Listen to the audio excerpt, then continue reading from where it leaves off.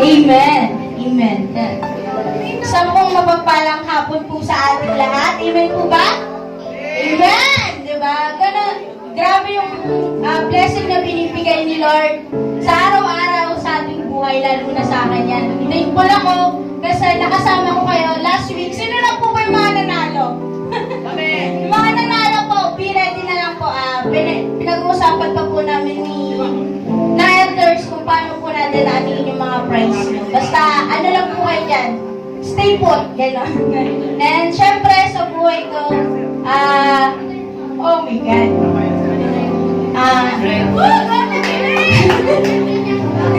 Sobrang akong thankful kay Lord kasi dinala niya ako dito, binigyan niya ako ng mga ibang pang magulang para i-guide ako pag once na nawawala ako or naliligaw ako kasi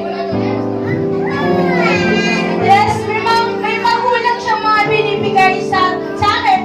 Hindi, may magulang pa naman po ako.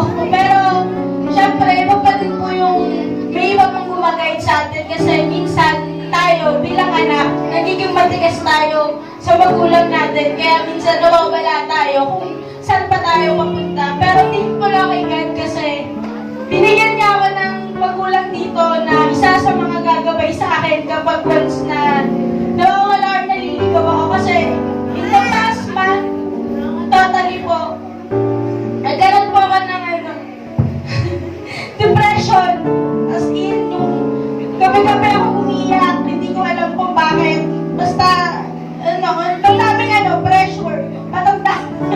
Matanda na kasi, yun. Nagiging pressure siya sa akin, sa buhay ko. Basta ang daming dumadaang maraming pumapasok sa isip ko na bakit di ko pa siya nagagawa, ganito na. Pero thankful ako kasi andyan yung mga elders, si Pastor, to guide me, to support me sa lahat ng mga desisyon na kailangan kong gawin, kung mali ba to o tama ba yung mga gagawin. Kaya sobra-sobra ko kung nagpapasalamat sa MGLW na tinanggap ako dito. Yun lang po at maraming salamat sa Diyos naman po ang papuri. Amen.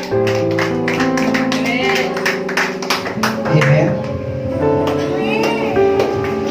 Alam namin yun. Kasama ka namin sa panalangin palagi. Malalagpasan